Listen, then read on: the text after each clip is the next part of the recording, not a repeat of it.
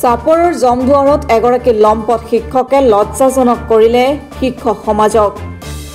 191 number দীঘলীদাৰা প্ৰাথমিক বিদ্যালয়ত দীৰ্ঘদিন ধৰি জহিৰুল ইছলাম নামৰ লম্পট শিক্ষকজনে বিদ্যালয়খনৰ কেইবাগৰাকীও ছাত্ৰীক চলাই আহিছিল যৌন নিৰ্যাতন। জানিব পৰা মতে বিভিন্ন প্ৰলোভন দেখুৱাই বিদ্যালয়খনৰ কেইবাগৰাকী ছাত্ৰীক প্ৰথমে যৌন নিৰ্যাতন চলাই পিছত এই ঘটনা ঘৰত নকবলৈ ভয় ভাবুকি প্ৰদান কৰাৰ গুৰুতৰ অভিযোগ উত্থাপিত হৈছে। শিক্ষকগৰাকীৰ এনে কাণ্ডত আতংকিত হৈ বহু ছাত্ৰী নিতৌ বিদ্যালয় যাবলৈ অমান্তিক হয় যদিও অভিভাৱকসকলে জবৰদস্তি নিজৰ ছোৱালীক বিদ্যালয়লৈ পঠিয়াই আহিছিল। কিন্তু যোৱা শিশু দিৱসৰ দিনা পুনৰ এগৰাকী ছাত্ৰীৰ সৈতে এক কাণ্ড সংঘটিত কৰাত পোহৰলৈ আহে শিক্ষকগৰাকীৰ সকলো কুকীৰ্তি। বহু অভিভাৱকে সমাজৰ মান সন্মানৰ ভয়ত আইনৰ কাষ নাচাপে যদিও অৱশেষত দুগৰাকী ছাত্ৰীৰ অভিভাৱকে হালকুচা আৰক্ষী চকীত দাখিল কৰে এজাহাৰ। ভুক্তভোগীৰ এজাহাৰৰ ভিত্তিত আৰক্ষীয়ে 75/76/351 ধাৰা সন্নিৱিষ্ট কৰি লম্পট শিক্ষকগৰাকীক গ্ৰেপ্তাৰ কৰি জেল হাজতলৈ প্ৰেৰণ কৰে। উল্লেখযোগ্য যে শিক্ষকজন বিদ্যালয়ত ইভি তথা এডুকেশ্যন ভলণ্টিয়াৰ হিচাপে কৰ্মৰত আছিল। তার মানে স্কুলত ওলাহান যাওয়ার পরে উল্টা পুল্টা কইরু বুঝতে কাপড় চোপড় খুললে করে আর কি।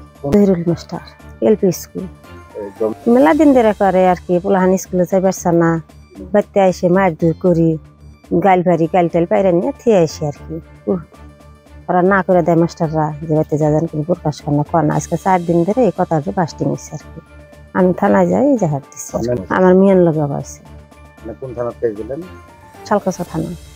আরো কয়েকজন আছে, আরো 10-12 জন আছে বলে। আমার মেয়ার ইজ্জত বিচারতে আমি পয়সা নিব না তো। আমার মেয়ার গেছে আমারই করে নাবো।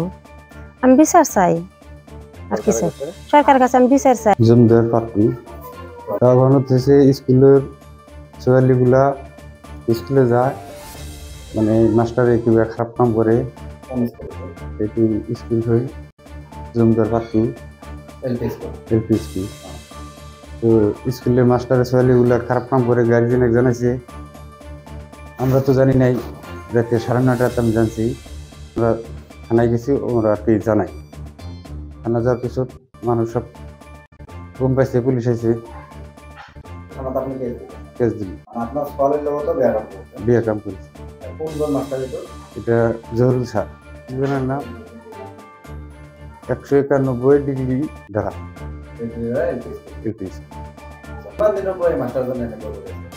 এটা মোক ছোৱালী কৈ আছে পরীক্ষা হয়েছে না একটা, এই সামনে একটা কিবা পরীক্ষা গেছে 1 মাস হয়। ওই পরীক্ষার কিছুদিন আগের থেকে আর কি 10-12 দিন মোটামুটি গাঁওখানার 5-7 জন আছে এরকম আমার জানা মতন আর কি। আমি যা দিছি সাত হয়। আজি আমি দুখৰে ক'ব বিচাৰিছোঁ যে চিৰাকুটা গাঁও পঞ্চায়তৰ অন্তৰ্গত 191 নং দীঘলীদাৰা প্ৰাথমিক বিদ্যালয়ত এক জঘন্য কাণ্ড সংঘটিত হয়। গুৰু আৰু শিক্ষাৰ্থীৰ মাজত যি কালিমা সানিলে সেই লম্পট ফাল্টু এই শিক্ষকগৰাকীয়ে সেই ছাত্ৰীসকলৰ লগত শোষণ কৰি, শাৰীৰিক শোষণ কৰি যি পৰিৱেশ ৰচিলে, আমি একেবাৰে বেলেশ্বৰ জিলা অঞ্চলৰ পৰা ধিক্কাৰ জনাইছোঁ। এনেকুৱা শিক্ষকক আমাৰ সমাজত দৰকাৰ নাই। এই শিক্ষকজনক অতি সোনকালে দৃষ্টান্তমূলক শাস্তি দি বেলেশ্বৰ প্ৰশাসনৰ লগতে ধুবুৰী জিলা প্ৰশাসনক আমি দাবী উত্থাপন কৰিছোঁ। লগতে এই